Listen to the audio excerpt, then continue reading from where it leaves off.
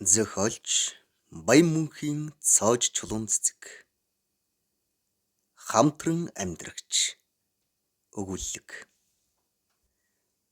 Онгоц доошлох тусам Балтийн зүрх цээжээ дэлсэн савлаж гарн чичирч яарч бууга мэдэрлээм. 6 жил ирээгүй эх орон 6 жил санаж зүүдэлсэн эцэг их гэр бүл найз нөхдөдтэйгээ уулзах гэдэг ийм амархан байсан юм уу? Холын холд байсан тэр бүхэнд хүрэхийн тулд хоёрхан цаг л хэрэгтэй байсан юм гэж юу хэмээн бодоод тэр инээмсэглэв. 6 жилийн өмнө түүний ингэрт зүгдээд аавтайгаа хамт явна гэж уйлж байсан жаахан охин нь одоо 10 нас хүрчихсэн байгаа гэж бодохоор идэгмээргүй ч юм шиг. Хэдийгээр яарч догдолж байсан ч гэсэн Балт эхнэрийнхээ нүрийг яаж харандаа гэсэн битүүхэн айдаст автаж бас солонгоотой уулзна гэж бодохоор түүний айдас хэсэгхэн зуурч гисэн дарагдж байлаа. Балт газар үзэж нүд тайлах бас амьдрал ахуйгаан дээшлүүлэх санаатай ганц өрөө байраа зарж солонгосыг зорьсон тэр цагаас хойш 6 жил өнгөрчөж. Амьсгалахын аргагүй халуун хүлэмжинд ажиллаж ухаан балартан унаж гэрээ санаад нойргүй хондог байсан тэр үеийг бодоход Балт бараг л солонгос хүн болж хувирсан байлаа.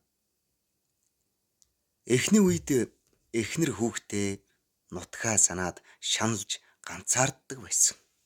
Харин тэнд очоод жил хагасын дараа Монголоос очсон Солонгоо хэмээх даруухан бор охинтой танилцж хамтран амьдарч эхэлж. Байр хоолныхоо мөнгийг Балт гаргачихна. Харин Солонгоо яг л гэрийн эзэгтийн үүрэг гүйцэтгэнэ. Хувцс хунрыг янзалж, хоол унд бэлтгэнэ. Ажил хийж олсон мөнгөө Солонгоо ээж рүүгээ Балт эхнэр лүүгээ явуулдгийг эс тооцвол тэр хоёр яг л авгай нөхөр хоёр шиг бараг 4 жил сайхан амьдарч. Солонгоо ааш аяг зөөлхөн, эрх бас ялтамхан. Залуу хүн гэхэд юмны учир эвтэйхэн олчихдаг байлаа. Тэр хоёр эхний үедээ нутагт очоод ганц ч удаа уулзахгүй. Амьдралаа хөөнө гэж ярьдаг байсан ч сүүлдээ энэ тухай бодхоос ч айдаг болчихсон байв. Хэдийгээр түүнийг эхнэр хүүхэд нь хүлээж байгаа гэж бодовч энд байгаа монголчууд бүгдээрээ л хамтран амьдрагчтай байгаа юм чинь яадаг юм гэж бодно. Заримдаа хүний газар ганцаардаж зовж явах үедээ учирсан юм шүү гэж Балт өөрийгөө цагаатгадаг байлаа. Балт сүүлдээ гэрлүүгээ ч яархаа байснаа өөрөө ч сайн анзаарсангүй. Сар бүрийн сүүлээр авсан цалингаа яг 3 хуваана. Нэгийг солонгоод нөгөөг нь эхнэр лүүгээ шилжүүлнэ, үлдсэнийг халаасалдаг байлаа. Одоогоос 6 сарын өмнө Солонгоо үйлдвэрт ажиллаж байгаад баригдаж Монгол руу ачигдлаа. Энэ явдал Балтад хүнд тусч эзгүрч хоосорсон жижигхэн түрээсийн байранда ганцаардаж суухдаа тэр эхнэрээсээ илүүтэйгээр Солонгоог санж буугаа мэдэрч байлаа. Хамт ажилдаг монголчууд Балтыг шоолж хүүхэн мундсан биш дахиад шинэ хамтрагч олоод авна үсттэй. Тэргүй эр хүний нөмөр нойлог бараадахыг хүссэн ядчил байр хоолныхоо мөнгийг төлөвлөөд шөнө өврөө дулаацуулах хүн хайсан хүүхнүүд өдөрт хэдэн харвараа л ирж байна штт. Хэмээн ярьцгаана. Зарим нь бүр хамтран амьдрагч хүүхэндээ сэтгэл алддаг чам шиг тэнэг байдгүй юм гэж зэмлэж байлаа. Гэвч одоогоос 10 жилийн өмнө Балт Солонгоотой утсаар ярьж ямарч байсан очно. Түүний паспортыг янзлуулж хамтдаа Солонгос руу буцаж ирнэ. Хэрвээ Солонгоогийн виз бүтэхгүй бол Монголд ч гэсэн хамтдаа байна гэж ярилцж тохирсон байлаа. Удсны цаана мэгшин уйлах солонгогийн дуу түүнийг өөрийн ирэхгүй нутаг руугаа буцахад хүргэсэн хэрэг. Онгоц газартлаа. Ээж нь эхнэр охин нь түүнийг тосч байлаа. Төөхрөхгүй шар сэвлэг нь салхины аясаар намирдаг байсан жижигхэн охин нь жигтэйхэн том болчихж. Аавыгаа хүзүүдж авснаа нүүр рүү нь харж чадахгүй мэгшин уйлж байлаа. Баярын нулимс нүдэндээ мэлтэлзүүлсэн эхнэрээ тэрч үнсв. Олон жилийн өмнөх тэр танил дотн үнэр мартагдж хуучирсан бүхнийг сэргээж байх шиг нэг л сайхан. Үнэхээр гэртээ ирэх ийм сайхан байдаг гэдгийг тэр ухаараагүй байж. Эхний хэд хоног гэрээсээ ч гарсангүй. Охинтойгоо тоглож, эхнэрийнхээ гарын хоолыг идэж, ээжээрээ борцтой цай чануулж, үнэхээр сэтгэл амар байлаа. Эхнэр нь түүний явуулсан мөнгийг цуглуулад хоёр өрөө хөөхөн тоглог байр бас машин аваад тавьчихж. Чамайга хүний газар яаж зовж байгаа бол гэж өдөр бүрл санаа зовдөг байлаа хэмээн ярихад Балт хэлэх үггүй гацчихна. Энэ маань намайг тэнд жаахан охинтой хамт амьдарч түнд сэтгэл алдарчгаад буцаж ирсэн гэдгийг мэдж байгаа болов уу гэж бодохоор царай нь улайдаг байлаа. Гэвч Балт солонготой уулзлаа. Нутагтаа ирээд уламж хөөрхөн болчихсон юм шиг санагдж байсан ч сэтгэл нь татагдаад зүрхнийхэн тэндээс нэг утас гогдчихоод салахгүй байгаа юм шиг санагдж байсан ч урдийнх шигээ дотно байж чадсангүй. Гэхдээ л хамт явна гэснээрээ солонгогийн бичих баримтыг баггүй мөнгө өгч байж янзлуулад бас өндөр үнээр виз даруулчихав. 1 сарын хугацаа гэдэг харвсан сум шиг л өнгөрч. Эхнэр нь түүнийг буцаж явахад дургүй байсан ч яаж чадсангүй. Идэх уух юм, хувцс хунар бэлтгэж, аль болох сайхан хоол идүүлчих гэж хэр чадлаараа хичээж байгааг хараад суух Балтад үнэндээ хэцүү байв.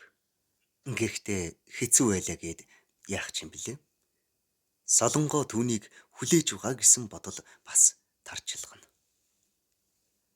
Маргааш өглөө эрт нисэх явна, эртхэн амарцгаая хэмээн эхнэр нь хэлсэн хэрнээ унтаж чадахгүй орондоо хөрвөөж тэгснээ нэх санаалдав. Би чамайг жаахан охинтой хамт амьдарч байсныг мэднэ гэд чимээг болчихлоо. Балт сандарсандаа чи чинь юугаа яриад байгаа юм? Хүн хол явах гэж байхад бөксөөрний хэрүүл хийх нь үү?